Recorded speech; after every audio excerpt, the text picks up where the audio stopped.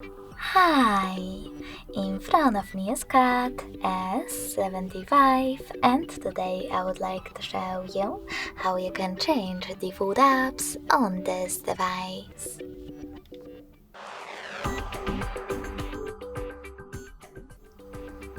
You need to begin by installing your new defaults. After that, go into Settings. In them, tap on Apps section, select the default apps, and pick one of those options.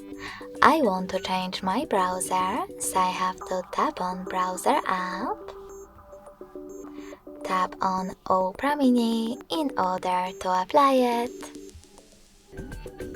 and go back. So when I do that, as you can see, my default app has changed.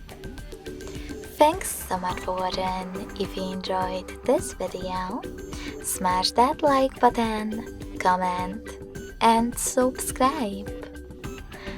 Bye!